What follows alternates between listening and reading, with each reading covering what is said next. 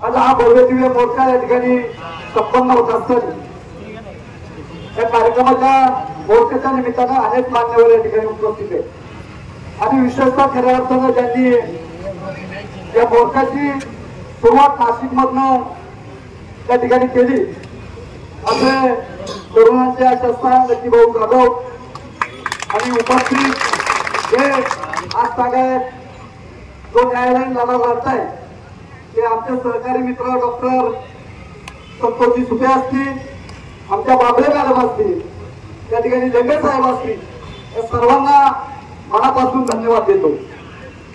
वास्तविक पाहता आपण सर्वजण जाणत आहात का या हैदराबाद गॅजेटचा आधार घेऊन आपल्या समाजामध्ये घुसखोरी करणारे जे काही समाज आहे त्यांना मी विनंती करतो की बाबा रे, तुम्हाला ज्या घटनेने संविधानाने जे दिले तेवढंच तुमचं तुम्ही खा, आमच्या ताटात काही पेरलंय ते तुम्ही पाहायला येऊ नका, कारण तुम्हाला जे दिलंय ते तुमच्यासाठी आहे आणि घटनेने जे आमच्या बाबासाहेबांनी जे आम्हाला दिलंय ते आमच्यासाठी आहे।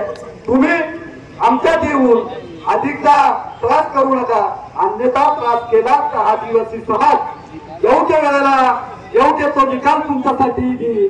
आणि म्हणून या समाजांना विनंती आहे की तुम्ही तुमच्या पद्धतीने जे काही आरक्षण घ्यायचंय ते याच्यापेक्षा आम्हाला जर 7.5% तर तुम्ही 100% घ्या, आम्हाला त्याचं काही दुमत नाही, पण आमच्या समाजाच्या मध्ये तुम्ही येऊन जर टांग अडवत असाल तर तुमची टांग तोडण्याचं काम हा समाज कधी केल्याशिवाय राहणार नाही, एवढीच या निमित्तानं तुम्हाला सांगू इच्छितो। त्याच पद्धतीनं अनेक मान्यवर या ठिकाणी बोलणार आहे।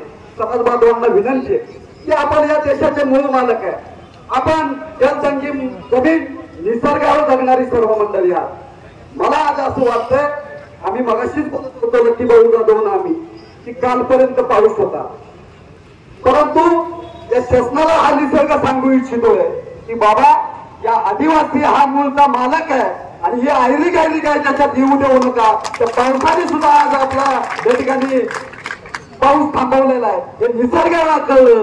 त्याच पद्धतीने जर निसर्गाला कळत असेल तर या शासनकर्त्यांना माझी विनंती आहे, तुम्ही तर माणूस आहे, तुम्हाला ही गोष्ट कळली पाहिजे, एवढीच या निमित्तानं या शासनाला विनंती करतो।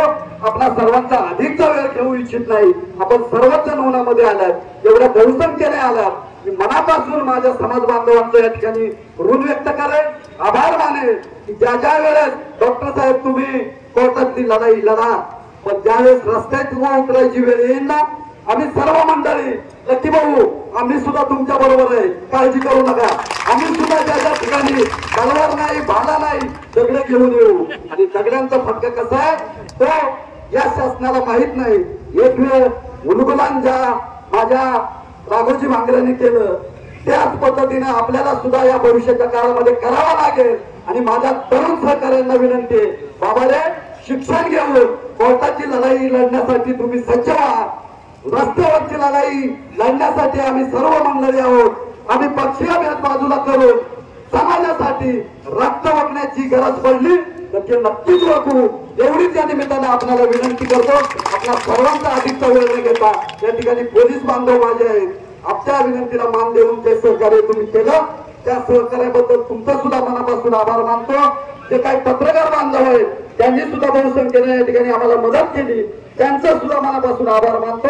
आणि अधिकचा वेळ न घेता पुन्हा एकदा तुम्हाला या निमित्तानं आवाहन करतो की डॉक्टर साहेब आपल्याला जिल्ह्याला सुद्धा एक मोठा मोर्चा आयोजित करायचा आहे, त्या ठिकाणी सुद्धा बहुसंख्येने ज्यावेळेस समाजाची तारीख ठरेल त्या ठिकाणी आपण बहुसंख्येने उपस्थित राहा, एवढीच या निमित्तानं विनंती करतो। माझे विचार थांबवतो, मनापासून जय आदिवासी, धन्यवाद। त्यानंतर या ठिकाणी